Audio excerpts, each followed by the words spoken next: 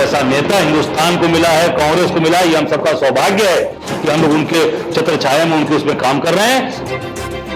काशी बाबा विश्वनाथ के द्वारा बनाई हुई जगह है और इसका कण कण एक एक चीज यहाँ पे अद्भुत है।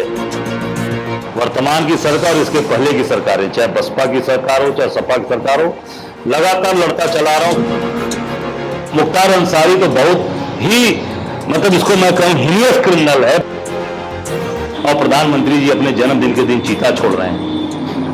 देश उस दिन ये चाहता था कि प्रधानमंत्री जी गरीबों की सेवा करते हुए आपका फोटो आना चाहिए, वीडियो आना चाहिए।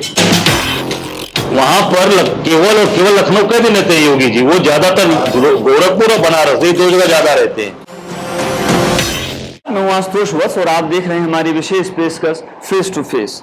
इस समय हम बनारस में हैं और बनारस लोकसभा में हम एक बेहद ही खास मेहमान के साथ में हैं। जी हाँ, आज मैं हूं अजय राय के साथ में, जो कि कांग्रेस के अभी नवनियुक्त प्रांतीय अध्यक्ष भी बनाए गए हैं।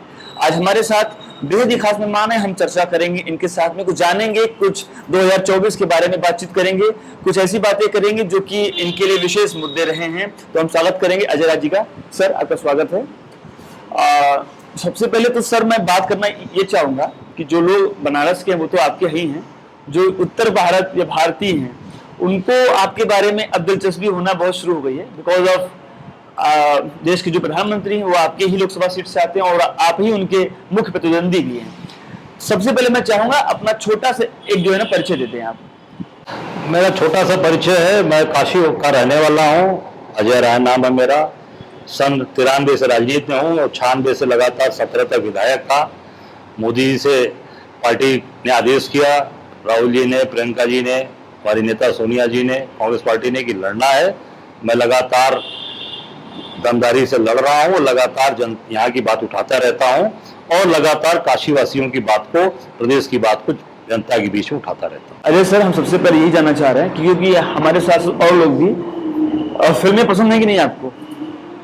नहीं, जरूर देशभक्ति की फिल्में जरूर देखता हूँ और जो मीनिंग्स की जो फिल्में हैं उसको जरूर देखता हूँ। आप बनारस में हैं और दरअसल एक्चुअली बनारस में मैंने देखा है कि यहाँ से बहुत कुछ निकला है और लोगों ने पसंद किया है, खास करके यहाँ के स्ट्रीट फूड बहुत फेमस है। आपको कितना पसंद है? देखिए, बनारस में केवल स्ट्रीट फूड नहीं पर यहाँ पर है, हर यहाँ की एक एक कण कण जो है ये यहाँ के पूरे में महादेव विराजमान है, बाबा विश्वनाथ विराजमान है। तो कण कण में शंकर है। यहाँ का पानी भी अमृत है, काशी का पानी भी अमृत है। काशी का तो हर चीज, चाहे वो स्ट्रीट फूड हो, खाना हो, जो खाना हमारे यहाँ मिल जाएगा भोजन आपको, तो हिंदुस्तान के कहीं किसी जगह नहीं मिलेगा। तो सारी चीजें काशी बाबा विश्वनाथ के द्वारा बनाई हुई जगह है और इसका कण कण एक एक चीज यहाँ पे अद्भुत है। थोड़ा सा आप मुझे ये बता दिए, आपका एजुकेशनल सर क्या बैकग्राउंड रहा है, कहाँ से? मैंने ग्रेजुएशन किया है, पर स्कूलिंग मैंने राजघाट बेसेंट स्कूल से की है। वहां से पूरी स्कूलिंग हुई है मेरी, राजघाट स्कूल कृष्णमूर्ति फाउंडेशन का। और मैंने ग्रेजुएशन काशी विद्यापीठ से किया हुआ है। तो कि ग्रेजुएशन तो यहीं पर रही है बनारस, उसके बाद फिर राजनीति में आ गए? जी। अच्छा सर, एक बात बताइए, अभी मैं आपके बारे में बहुत कुछ मैं रिसर्च कर रहा था, मुझे पता चला कि आपके ऊपर हालिया वर्षों में एक मुकदमा दर्ज हुआ था देशद्रोह का। ऐसा क्या मामला हुआ? मेरे ऊपर कितने मुकदमे, क्योंकि लगातार मैं सरकार से लड़ता हूं। जो सरकार बनी है, वर्तमान की सरकार और इसके पहले की सरकारें, चाहे बसपा की सरकार हो चाहे सपा की सरकार हो, लगातार लड़ता चला रहा हूं। तो मेरे ऊपर देशद्रोह का लगा देंगे, मेरे ऊपर NSA लगा देंगे, मेरे ऊपर गैंगस्टर वो तो सरकार इसलिए कि अजय राय को कैसे क्रश करना है। पर बाबा विश्वनाथ का मैं भक्त हूँ, मैं इन सब चीजों से न कभी घबराता हूँ न कभी डरता हूँ, न ED और CBI से नहीं डरता। सर, आपके विषय में मैंने जो अभी जानकारी ली उसमें ये मुझे एक चीज समझ में आया कि आपका बैकग्राउंड शुरू जो राजनीतिक इतिहास रहा है वो BJP से ही रहा है, आप उसके विधायक भी रहे हैं। ऐसा कुछ क्या बिगड़ गया आपका और BJP का? देखिए, ये सब पुरानी बातें, वो एक बीता हुआ कल है और वो एक काला अध्याय था। भारतीय जनता पार्टी के संग हम लोगों ने बड़ी मेहनत से काम किया, पर जब काम जब उसको रिवार्ड देने की बात आई तो अजय राय गलत हो गए, अजय राय बेगाने हो गए। तो इसलिए उनको नमस्कार किया और मेरे जीवन का वो काला अध्याय था, उस पर कोई चर्चा मैं नहीं करना चाहता। एक छोटी सी मैं आपसे और मैं जानकारी भी मिलना चाहता हूँ। उत्तर प्रदेश में कई सारी पार्टियां हैं, समाजवादी पार्टी मुख्यतः है, जो कि भाजपा के खिलाफ अक्सर लड़ती रहती है। मुझे ये आप कुछ बताएंगे कि आप अखिलेश यादव और समाजवादी पार्टी का लोकसभा जो इलेक्शन होगा, आप क्या सोचते हैं उनके बारे में? देखिए, ऐसा है कि वो उनकी अपनी सोच है, उनकी अपनी पार्टी अपना काम कर रहे हैं, और ये समाजवादी पार्टी का कोई नेता वो बोल सकता है। मैं समाजवादी पार्टी के बारे में टिप्पणी क्या करूं? वो तो अपने ही परिवार में उनके झगड़े चल रहे हैं, चाचा भतीजा आपस में लड़ रहे हैं, तो उनके बारे में मुझे कोई टिप्पणी नहीं करनी। एक छोटी सी बात और है कि 1991 में जो आपके यहाँ एक बड़ी घटना घट गई थी, उसमें आपने अपने एक भाई को भी खो दिया था। अभी मुख्तार अंसारी अब जेल में हैं और उनके साथ जो भी सारे केसेस उस पर बातचीत हो रही है। अभी आपको कहाँ तक न्याय मिल रहा है? अब हम लोग 32 साल से लड़ रहे हैं, मैं उसमें मुख्य गवाह हूं, चश्मदीद गवाह हूं, और मुख्य उसमें मैंने FIR करता भी मैं ही हूं। लगातार लोग लड़ रहे हैं न्याय के लिए, और लगातार अपनी हमारी गवाही भी हो गई, जिरह भी हो गए। अब वो प्रोसेस अभी ऑन प्रोसेस है। मुझे लगता है कि न्यायपालिका को पूरा भरोसा है, न्यायपालिका निश्चित तौर से हमें न्याय देगी और मुख्तार अंसारी के खिलाफ कठोर से कठोर दंड देगी। ये हम सब लोग लगातार उसे विश्वास है और ये हम मांग करते हैं। सर, आपको नहीं लगता है कि उत्तर प्रदेश में जब से योगी आदित्यनाथ की सरकार आई है, तो मुख्तार जैसे जो माफिया रहे हैं, क्या उन पर अंकुश लग रहा है? आपको लगता है? देखिए, ऐसा है, वो उनका एक अपना एजेंडा है।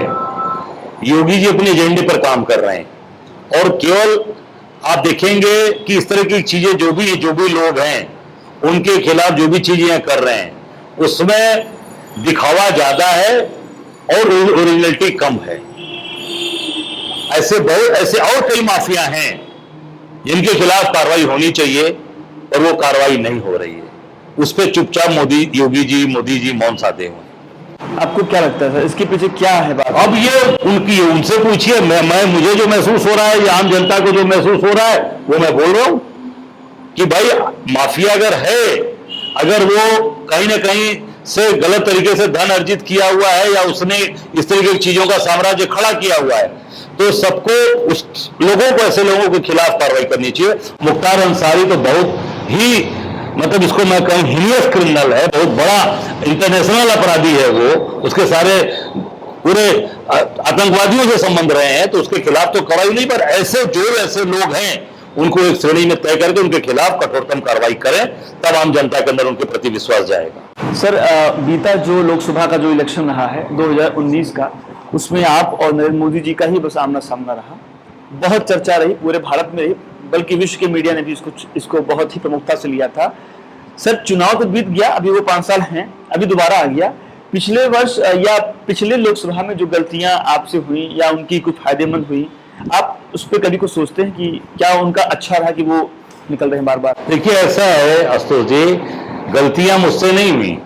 अब वो एक झूठी ब्रांडिंग, एक केवल आडंबर, बड़ी बड़ी बात, उन चीजों को लाकर आप दिखा रहे हो, और प्रधानमंत्री होकर लड़ रहे हैं। मैं एक साधारण कांग्रेस का कार्यकर्ता होकर लड़ा और 1,54,000 वोट लेकर आया, 1,55,000 वोट, ठीक है, और वो प्रधानमंत्री देश के, ठीक है, वो लेकर आए और मार्केटिंग में झूठी बात करके और उस तरीके की चीजें लेकर आ रहे हैं। उसके बावजूद हमारे जैसे साधारण से कार्यकर्ता, ना मेरे पास कोई पद, न मेरे पास उतने पैसे, न मेरे पास झूठी मार्केटिंग, न उतनी मेरे पास पूरे के पूरे एक टीम। प्रधानमंत्री बड़ी बात है भाई देश के, मैं एक साधारण कांग्रेस का कार्यकर्ता, मेरे साथ कांग्रेस के कार्यकर्ता लगे रहे सारे लोग। एक कार्यकर्ता के रूप में लड़का उतना वोट पाया, तो मैं समझता हूं कि मुझसे कोई गलती नहीं हुई। हाँ, गलती यही मेरी हुई होगी कि मैं आज झूठी मार्केटिंग को और गलत बातों को मैं एक्सपोज नहीं करा पाया, वही मेरी गलती हो सकती है।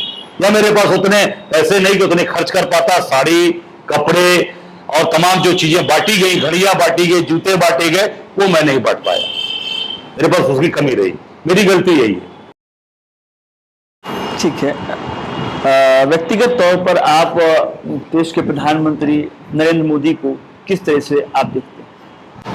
देखिए, ऐसा है, वो देश के प्रधानमंत्री हैं। अब आप इतने से अंदाजा लगा लीजिए, आपका जन्मदिन होता है, आप क्या करते हैं जन्मदिन के दिन? मैं आपसे पूछ रहा हूं, आप जन्मदिन आपका होता है? उस दिन आप क्या करते? अपने घर में रहता हूँ, पाठ पूजा करता हूँ, अपने परिवार के साथ रहता हूँ, कुछ दोस्तों के साथ थोड़ी बहुत पार्टी कर लेता हूँ। आप उस दिन मीट मुर्गा तो नहीं खाते हैं ना, मांस मुर्गा बकरा तो नहीं खाते हैं ना? बिल्कुल नहीं खाता। ठीक है। नरेंद्र मोदी जी का पता नहीं, समझ लीजिए, मैं तो पहले थोड़ी बहुत इज्जत जरूर करता था, भाई देश के प्रधानमंत्री हैं, पर जिस दिन से उन्होंने अपने जन्मदिन के दिन चीता छोड़ा, चीता क्या खाता है? समझ गया। मांस खाता है, शिकार करता है, आक्रामक जानवर है। चीता ले आके जन्मदिन के दिन छोड़ना, जिस दिन आपका बर्थ है, जिस दिन जन्म है आपका, उस दिन चीता को छोड़ना देश के प्रधानमंत्री को, यह दर्शाता है कि आप किस मानसिकता के हैं, सोच आपकी कितनी क्रूर है और किस तरीके की सोच है कि चीता शिकार कर रहा है, उसके लिए 300-400 हिरन छोड़े जा रहे हैं, उस हिरन का शिकार करके चीता खाएगा, और प्रधानमंत्री जी अपने जन्मदिन के दिन चीता छोड़ रहे हैं। देश उस दिन ये चाहता था कि प्रधानमंत्री जी गरीबों की सेवा करते हुए आपका फोटो आना चाहिए, वीडियो आना चाहिए, गरीब लड़कियों की शादी कराते, निर्धन लोगों का इलाज कराते, लोगों की मदद करते, कोई बड़ा एक अस्पताल बनता मोदी जी के नाम से जहां लोग निःशुल्क अपना इलाज कराते, तो मैं निश्चित तौर से मानता है कि प्रधानमंत्री जी बहुत दयालु और कृपालु हैं। पर चीता छोड़ना यह दर्शाता है कि आप क्रूर मानसिकता के हैं। आपकी सोच जो आज जानवर को मारकर खाने वाला चीता है, उसको आप छोड़ रहे हैं। अब इससे बड़ी बात क्या हो सकती है? मैं पूरे देश के लोगों से यही कहना चाहूंगा कि भैया आप देश के प्रधानमंत्री को देख लो। आप उन्होंने तो इस संदर्भ में जब मीडिया से या कुछ बातें आई तो उन्होंने कहा कि देश अब बदल गया है, पहले लोग कबूतर छोड़ते थे, अब मैं चीता छोड़ रहा हूं। नहीं, पहले देश में नहीं छोड़ा कबूतर, केवल हिंदुस्तान में नहीं छोड़ा जाता है, सफेद कबूतर पूरे दुनिया में छोड़ा जाता है। और सफेद कबूतर की पहचान क्या है? शांति का प्रतीक है। ठीक है, सफेद कबूतर शांति का प्रतीक है, पूरी दुनिया के अंदर है, केवल हिंदुस्तान के अंदर नहीं है। लेकिन वो कह रहे हैं कि नहीं, मैं मेरी बात वही हो जाने दीजिए। शांति का प्रतीक है वो, चीता शांति का प्रतीक है, शेर शांति का प्रतीक है। अगर मोदी जी के लिए चीता शांति का प्रतीक है तो मोदी जी रोज चीता छोड़ें, और हम लोग रोज सफेद कबूतर छोड़ेंगे। शांति के लिए, लोगों की शांति हो, लोगों की संपन्नता हो, इसके लिए हम सफेद कबूतर छोड़ेंगे। कबूतर किसी का शिकार नहीं करता है, कबूतर शाकाहारी होता है, अनाज खाता है, गेहूं खाता है, जो भी चीजें उसको दाने खाता है। दाने देखते होंगे ना, बॉम्बे में, दिल्ली में दाने छींटे जाते हैं, हैदराबाद में छींटे जाते हैं, दाने जाते हैं, लोग सुबह जाके बूढ़े और उम्र दराज लोग, ऐसा बच्चे जो है दाना खिलाते हैं। चीता को क्या खिलाता है कभी आप देखें? चीता 300 हिरन खाएगा, चीतल खाएगा। तो मोदी जी की यही सोच है। मैं इस सोच को क्या बोलूं, ये सोच बहुत ही विध्वंसकारी है। सर, आपके साथ एक और घटना घटी और आपको 7 महीने की कोई जेल भी हुई थी। मैंने पहले बोला ना कि भाई उसमें NSA लगवा दिया था इन्होंने, धर्म का काम था। वो क्या बीजेपी ने किया था? आप उसको बीजेपी, बिल्कुल बीजेपी ने कराया था। समाजवादी पार्टी की सरकार प्रदेश में थी, पर पूरी भूमिका भारतीय जनता पार्टी और देश के प्रधानमंत्री और अमित शाह जी के द्वारा मुझे उसमें NSA लगाकर मेरे ऊपर कार्रवाई की गई। सर, प्रायः ये देखा गया है कि उत्तर प्रदेश के माफियाओं पर अक्सर खूब फिल्में बनती रही हैं। अभी खूब सारी वेब सीरीज आ रही हैं, चाहे वो माफिया ब्रजेश सिंह रहे हों, चाहे मुख्तार रहे हों, चाहे और भी रहे हों। आपको नहीं लगता है कि इन लोगों को निकालने में उत्तर प्रदेश से गवर्नमेंट अपना सारा बल लगा दे रही है, बट राजनीतिक संरक्षण कहीं ना कहीं इनको मिल रहा है? क्या लगता है आपको? मैंने पहले इस सवाल का जवाब दे दिया ना, मैंने बताया ना कि भाई सारे माफिया जो भी लोग हैं, आप जो बोल रहे हैं, उनको एक श्रेणी में रख के काम करेंगे तो निश्चित तौर से ये जनता में अच्छा संदेश जाएगा। पर अगर उसमें भी बंटवारा होकर अगर काम किया जाएगा, श्रेणी बनाकर काम किया जाएगा, तो जनता के बीच में संदेश नहीं जा पाता। एक सर, आपके विषय में कुछ बात होती है कि आपके बड़े अच्छे संबंध रहे हैं ब्रजेश सिंह जी से, अभी क्या कुछ बातचीत होती है?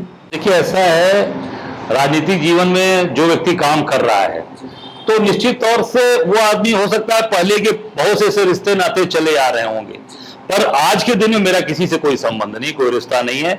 मैं एक सूत्री केवल और केवल जनता का काम करना, जनता के बीच में रहना, उनके सुख दुख के साथ रहना। तो अजय यादव जी के इस समय यूपी में किसी माफिया के साथ संबंध नहीं है? भाई मैंने कहा ना कि मैं आज जनता के बीच का आदमी हूँ, जनता के बीच में मेरे रिश्ते हैं, जनता के लिए मैं काम कर रहा हूँ। इस समय राहुल गांधी जी एक पैदल यात्रा में हैं और वो बड़ी अच्छी यात्रा कर रहे हैं। भारत में कांग्रेस को लेकर के वो लोग बता रहे हैं कि वो भारत को जोड़ने की बात है। अभी आपको एक नया दायित्व मिला है। पैदल यात्रा राहुल गांधी जी को आप किस तरीके से अभी आप देख रहे हैं? मैं तो यही कहना चाहूंगा कस्तूर जी कि पूरे दुनिया के अंदर इतनी बड़ी यात्रा किसी भी राजनेता ने नहीं किया होगा। 3735 किलोमीटर 3537 किलोमीटर की यात्रा है ये, ठीक है। लगभग 5 महीने चलने वाली है।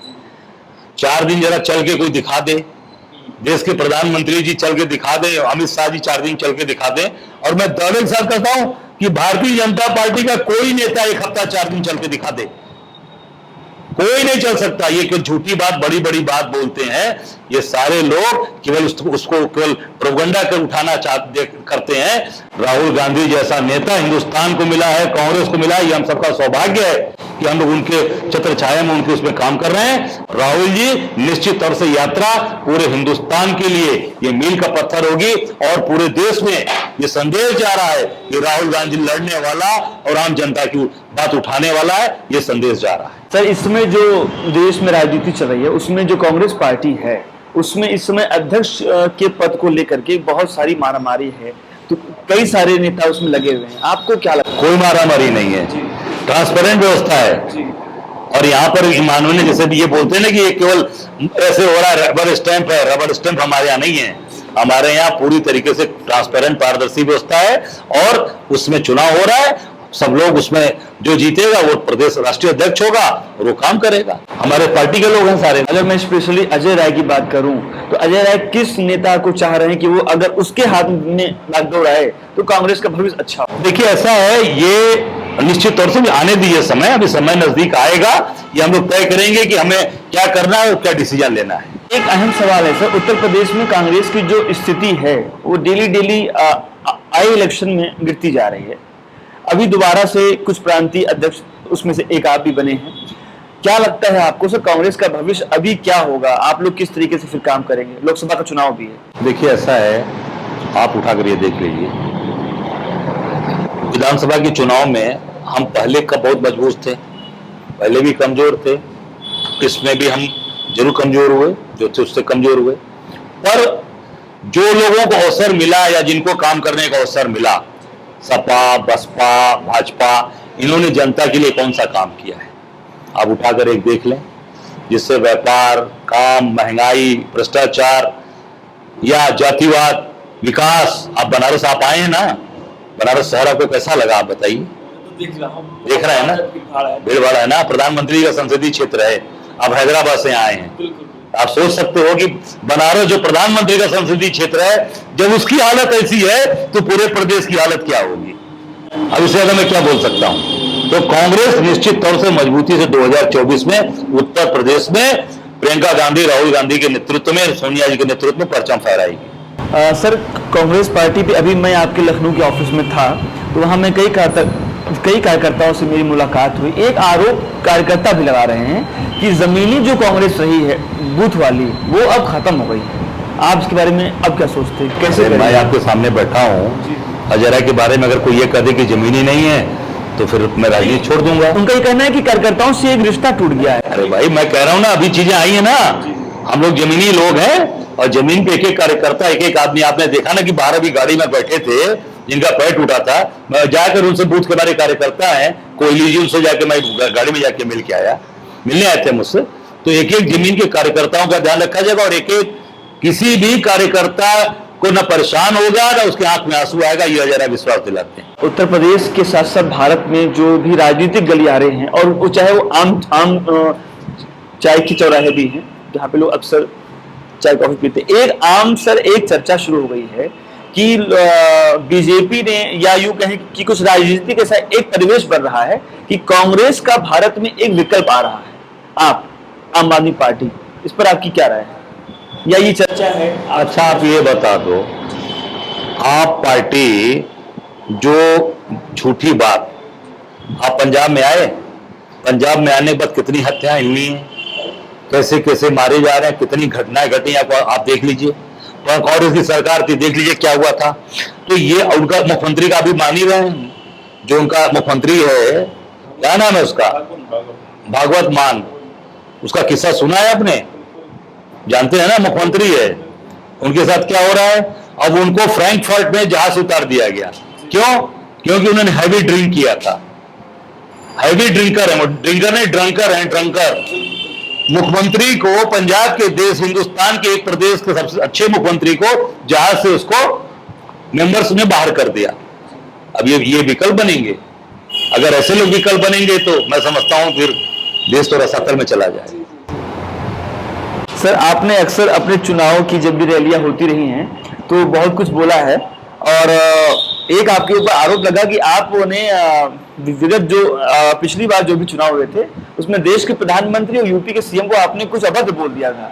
नहीं, ऐसा क्यों है? नहीं, वो ऐसी चीजें उसमें नहीं थी। उसमें जो था उसको लोगों ने तोड़ मरोड़ के प्रस्तुत किया था। मैंने अभद्र भाषा का कभी इस्तेमाल नहीं, मैंने ये नहीं बोला था। मैंने कहा जो नमक या जो चीजें हैं उनको अपनी तरीके से, जो उसमें जो फोटो लगा था ना, फोटो लगा था, उस पर बात हुई थी। जो पेपर था, प्लास्टिक था, उसके बारे में मैंने बोला था। मैंने देश के प्रधानमंत्री और उस पद की गरिमा, व्यक्ति की बात होती है मैं बोलता, उस पद की गरिमा का हम ध्यान रखते हैं, पद पे हमने नहीं बोला था कोई बात। सर, आपका जो कि करियर स्टार्ट हुआ था राजनीतिक, वो भाजपा के साथ में हुआ था। आज अगर अजय राय को बीजेपी कोई मौका दे तो क्या आप क्या सोचते हैं? आप मैंने पहले बोला ना कि वो बीता हुआ कल है और मेरे जीवन, मैंने पहले बोल दिया कि वो बीता हुआ कल है और मेरे जीवन का काला अध्याय है। उसके बारे में कोई चर्चा नहीं करना चाहता। बस एक मैं आखिरी सवाल करूंगा आपसे। राहुल गांधी जी के बाद जैसे कि प्रियंका जी हैं, और उत्तर प्रदेश में जो हालात हैं अभी कांग्रेस के, वो आपने भी देखा, और आपको अब प्रांतीय अध्यक्ष बनाया जा रहा है। क्या बेसिक योजनाएं हैं आपकी? कैसे कैसे आप अगले इलेक्शन की आप तैयारी कर रहे होंगे? देखिए, ऐसा है, अभी हम संगठन पे काम करेंगे, ऑर्गेनाइजेशन को हम ठीक कर देंगे, बूथ से लेके, गांव से लेके हम उस पर काम करेंगे। हमारे देखिए महानगर अध्यक्ष हैं राघवेंद्र चौबे जी हैं, हमारे काम कर रहे हैं, यूथ से काम कर रहे हैं। ये रामसुधार मिश्रा जी हमारे किसान कांग्रेस के हैं। हम लोग मिलकर काम करेंगे, बूथ पे एक एक आदमी को खड़ा कर देंगे। कोई, मैंने कहा ना, कार्यकर्ता क्या चेहरे पे सिकन नहीं होगी, ये विश्वास दिलाता हूं। आज इस दशहरे के दिन, जिस दिन भगवान राम ने रावण जैसे उस अत्याचारी को और उस तरीके की चीजों को उन्होंने जिस तरीके से वो किया था संहार, मैं समझता हूं कि आज मैं दशहरे दिन ये बोल रहा हूं कि हमारा कोई भी कार्यकर्ता, उसके माथे पे सिकन नहीं होगी, उसके आंख में आंसू नहीं होगा। और एक एक कार्यकर्ता, मान सम्मान, हमारा कार्यकर्ता हमारी ताकत है, हमारी जान है, उसके लिए हम खड़े रहेंगे। और हम पूरी तरीके से ऑर्गेनाइजेशन पे भी काम करेंगे, ऑर्गेनाइजेशन को मजबूत कर लेंगे। फिर आपसे 6 महीने बाद, 8 महीने बाद आप इंटरव्यू लेंगे, फिर आपको हम बताएंगे और लेकर साथ चलेंगे, आपको गांव में बूथ पर लेके चलेंगे। एक बस आखिरी सवाल लेंगे, फिर हम वाइंड अप करेंगे। उत्तर प्रदेश में योगी आदित्यनाथ की ये दूसरी बार की पारी है। वो अक्सर दावे कर रहे हैं उत्तर प्रदेश में कि हम क्राइम खत्म कर रहे हैं, बेरोजगारी खत्म कर रहे हैं। आप किस तरीके से देखते हैं? और व्यक्तिगत तौर पे योगी आदित्यनाथ को आप किस तरीके से देखते हैं? मुख्यमंत्री है, जो मुख्यमंत्री का काम वहां करना चाहिए, मुख्यमंत्री का काम कहां कर पा रहे हैं। वो तो अक्सर बनारस, महीने में बनारस, गोरखपुर, आप देख लीजिएगा, विजिट निकाल के देख लीजिएगा। लखनऊ कई दिन रहते हैं वहां पर, केवल लखनऊ कई दिन रहते हैं योगी जी। वो ज्यादातर गोरखपुर और बनारस, ये 2 जगह ज्यादा रहते हैं। तो जो व्यक्ति अपने मुख्यालय पे, अपने प्रदेश में नहीं रहेगा, वो काम क्या करेगा, आप सोच सकते हैं। बेरोजगारी आप उठाकर देख लीजिए, चरम सीमा पर है। आप ये यूपी के रहने वाले हैं, गोंडा के, आप गोंडा के सीधे देख लीजिए कि आपके किसी रिश्तेदार को नौकरी मिली है, कोई काम कर रहा हो तो मुझे बताइएगा। अब झूठे आंकड़े पेश कर देना, झूठे बातें, 1 ट्रिलियन में कितने जीरो है, भाजपा के नेताओं से पूछिए कितने जीरो 1 ट्रिलियन लगते हैं, बता नहीं सकते। तो मैं ये निश्चित से कहूंगा, पूरी तरीके से फेल सरकार है।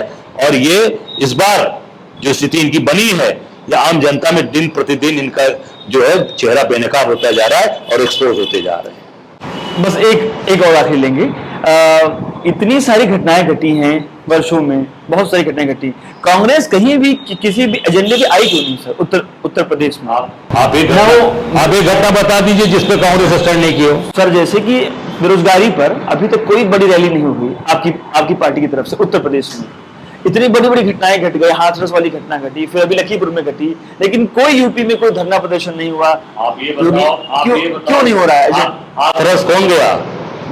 हाथरस में कौन वहां पर गया हाथरस में न्याय दिलाने के लिए? मैं मेरी बात पूरी कर गया। हाथरस कौन गया? अखिलेश यादव गए, मायावती गई, कौन गया? प्रियंका गांधी गई, राहुल गांधी गए, प्रशासन से लड़कर गए और उस बच्चे को न्याय दिलाया, उस पर आज सारे लोग जेल के अंदर बंद हैं। लखीमपुर कौन गया? प्रियंका गांधी को गिरफ्तार किया गया, सीतापुर में बैठा के उनको जेल भेजा गया। प्रियंका गांधी फिर वहां गई, स्टैंड लिया, उस पर भी न्याय हुआ। उस पर भी आज मंत्री का बेटा अजय सिंह मिश्र टेनी का बेटा आज जेल के अंदर बंद है। वो देन किसकी है? वो केवल और केवल कांग्रेस और प्रियंका गांधी की देन। आने वाले दिनों में क्या हम कोई बड़ा कार्यक्रम देखेंगे? हम लगातार अपना काम कर रहे हैं। अब ये जनता को सोचना है जनता क्या निर्णय लेती है। सपा बसपा मायावती जी केवल ट्वीट खेल रही हैं। अखिलेश यादव केवल ट्वीट करके और कभी कल अपने घर से विधानसभा चले जाते हैं, कभी विधानसभा से कार्यालय पैदल पद यात्रा कर रहे हैं। इससे ज्यादा कोई काम नहीं कर पा रहे हैं। हमसे बात करने के लिए आपका बहुत बहुत शुक्रिया। धन्यवाद धन्यवाद। तो ये थे हमारे साथ लोकसभा के प्रत्याशी कांग्रेस पार्टी के अजय राय। देखना ये होगा कि 2024 के चुनाव में कांग्रेस पार्टी और अजय राय किस तरीके से बीजेपी और नरेंद्र मोदी के खिलाफ लड़ते हैं। तो ये था हमारा आज का विशेष प्रोग्राम फेस टू फेस में। अगली बार हम फिर मिलेंगे एक नए मेहमान के साथ। नमस्कार।